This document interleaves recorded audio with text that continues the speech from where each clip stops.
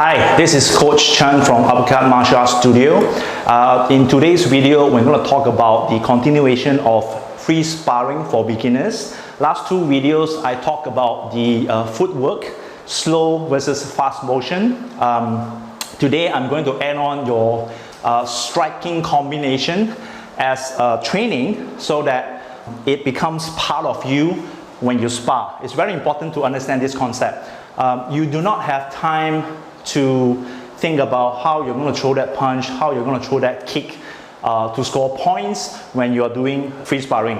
You have to train until that technique just come out as and when you thought of it. For example, if you feel that the opponent's head is very close and my furthest kick to reach the face is side kick, for example, or back kick, then you do not have to think about how am I going to perform side facing, side kick and whatnot. You have to keep training until that side kick just come to you, and that is your advantage for training hard. So the footwork helps you to position yourself ideally in front of your opponent to score the points, but the combination of the strike would depends on you. And don't forget, ITF Taekwondo focus hands punches and leg kicking together. Hence, this is the reason why we are called Taekwondo, the way of hands and leg striking. All right. So recap our footwork: forward, remember, backward, left, right, shift, and move. If you're not hopping, you can move forward, backward, and so on. Now, how do you create that combination? Always start with the basic so that you don't have to worry about what to do next. You train long enough, when you think of it, your action will move faster than your thought. So the first one is very simple. From white belt to yellow-green, you have 5 kicking techniques. There's only allowed one type of punches, which is straight punch, left or right hand, doesn't matter. So you start with something simple. Jab, cross, front kick. So when you train, all right, try to think as many variations as possible.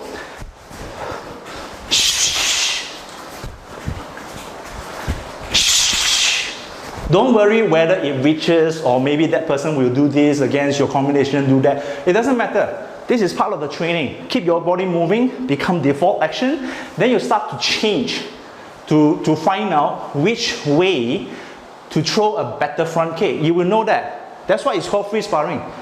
You will learn to become yourself. The way you throw front kick is up to you. It's your style. So if I want to change this combination, I can do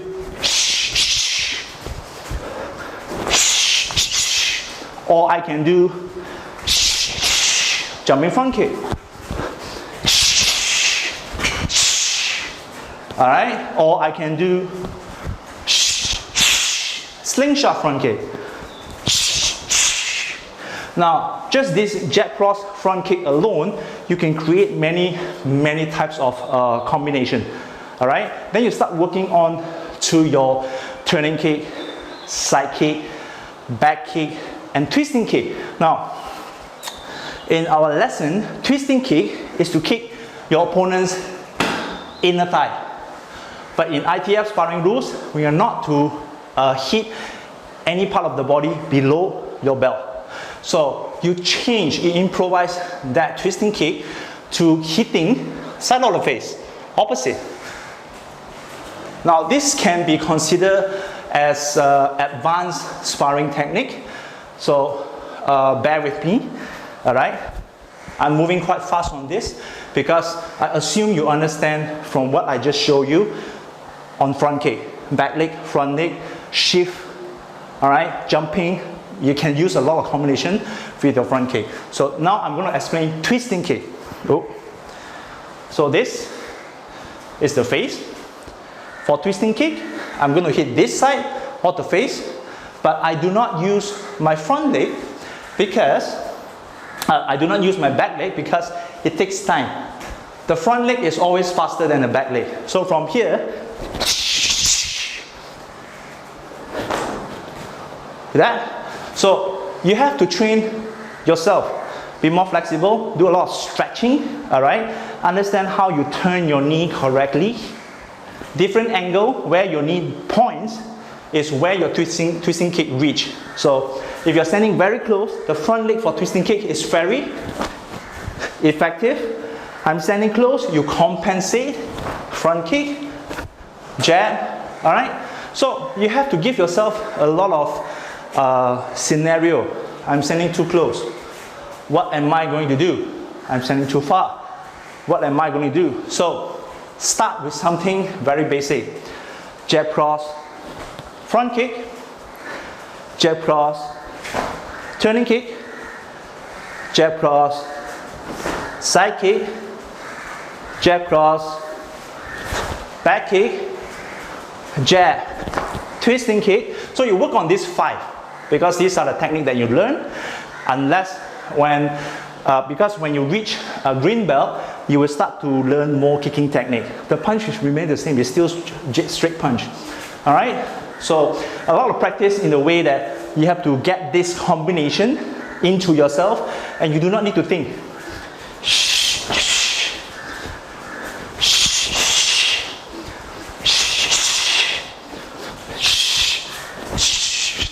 All right, and so on. So after a while, when you do the standard combination, you will notice the footwork is already with you, especially when your training partner is moving.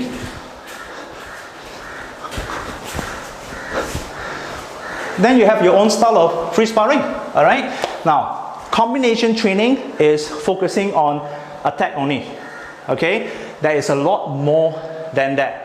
Not just attacking, moving around, putting yourself into position. You have to start knowing what will your opponent react after you throw your first punch, after you throw your first kick. How would they react? Okay, so the second part of training for free sparring will be hit and run. Very basic. Don't teach your students who started to learn free sparring the hardcore way. Teach them something safe, something fun. Hit and run is very simple.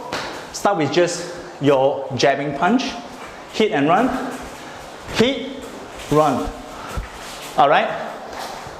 When I say run, you still stay within striking distance. Within, slightly away, so that you can observe what your opponent is going to do. Because when you hit, they will start to fight back. That's why you have a habit of hit and run and see what's happening and counter attack. So if your opponent is moving slow, move slow. Move fast, you move slow. Hit, run. Hit, run. Hit, run. So this is a habit, a very good strategy, very safe and very good workout, especially when your partner and you can synchronize the rhythm of your strike and avoiding. So you can do this like 1.5 minutes or 2 minutes. I usually train between 2 to 3 minutes on my students, overtrain them so that when they compete, they are over prepared. All right, and when you're over prepared on free sparring, you have more time to think.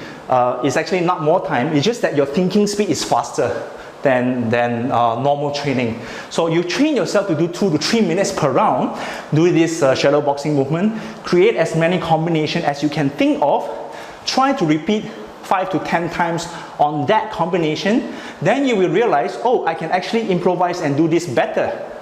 Alright, this is how you expand from there. Don't think too much on making the complicated combination. Oh, I want to do twisting kick, back kick, front jab, jab. Don't do that. Do something very straightforward. Alright?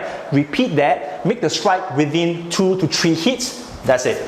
Don't make it too complicated. Because when you go for exam as a yellow-green belt, alright, the examiner would just like to understand, do you know the reach of your punch and kick?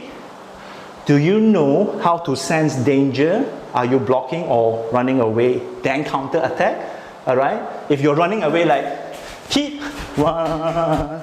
Alright, you're not learning the art of self-defense. So the examiner will see that, okay, you're not ready. Alright? You will have to retest on free sparring, assuming your pattern and techniques is fine. Okay? So yellow-green belt is very important. It's a threshold ranking stage all right? Because you're stepping into advanced stage, all right? Between green belt to blue-red, you're learning a more advanced technique of self-defense. That's why when you turn red, you should be very, very dangerous. Okay? All the techniques is in the pattern. Don't neglect them. Don't choose, okay, I like free sparring more than pattern. I'm going to focus more on free sparring. Don't do that. Because pattern gives you content, gives you idea how you perform self-defense. Alright? So always question the technique in pattern. Then try to use that in this kind of situation.